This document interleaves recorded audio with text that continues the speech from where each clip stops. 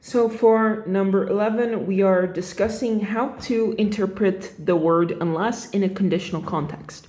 So this could mean conditional, the converse, the biconditional. We just have to interpret it, right? So let's consider that P is I will go to the store, and Q, it is raining, right?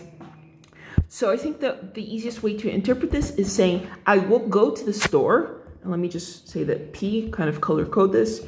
So we can say I will go to the store, P, if I will go to the store, then it means that it is not raining, right?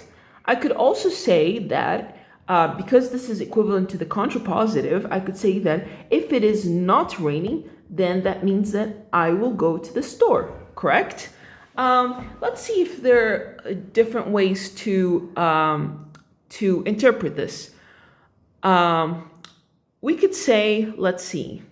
Yeah, I think that is the most reasonable way to interpret. We could also interpret it as the biconditional, right? Which is what we did. P implies not Q, and not Q implies P. So this also means that P, if and only if, not Q. So that's the possible ways that we could interpret A. Let's interpret B. So for B, P is the Dolphins will not make the playoffs, and Q is the Bears will win all the rest of the games. So it means that the Dolphins will not make the playoffs in all scenarios except when the Bears win the rest of the games. So we can say that if let's see, if the Bears win all the rest of the games, right? So if Q, then if the Bears win the rest of the game, then not P, right? Because if they make the rest of the games, then the Dolphins will make the playoffs. So if Q, then not P, because not P is make the playoffs. We could also say if not P, right? So if Dolphins do make the playoffs, so we could say if not P, then that means that the Bears did win the rest of the games, right?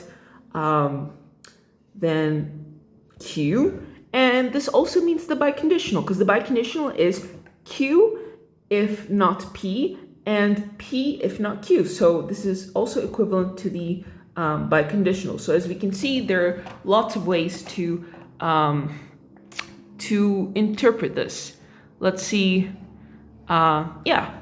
Now let's look at item C, right? So for item C, P is you cannot go to the game, and Q is you do your homework first. So for C, let's see, let's put this in. C, probably the best way to interpret this is to say, if you do your homework first, then you can go to the game, right? And if you don't do your homework first, then you cannot go to the game. So this has the structure of P if and only if Q, right? So you can only go to the game if and only if you actually, maybe I'll put this as go to the game. Yeah, you can go to the game if and only if you do your homework first, right? So we can probably interpret this as P if and only if Q. So what this means is that if you do your homework first, then you can go to the game. And if you go to the game, then that means that you did your homework first, right? So because we do have a relationship on both sides, so we can say that P implies Q. And let's see.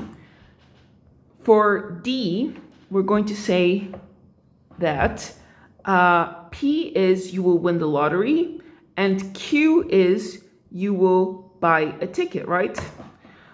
So you won't win the lottery unless you buy a ticket. So how can we interpret this? I think that the only way that we can say this is that if you don't buy a ticket, then you won't win the lottery, right? Because if you do buy a ticket, you're not guaranteed to win the lottery. So if you don't buy a ticket, so if not Q, then you don't win, right? Then not P. That's the only way. Because if I said that if you buy a ticket, then you will win the lottery, this is not a good way of interpreting this conditional statement. So let me kind of just zoom it out. And yeah, that is it.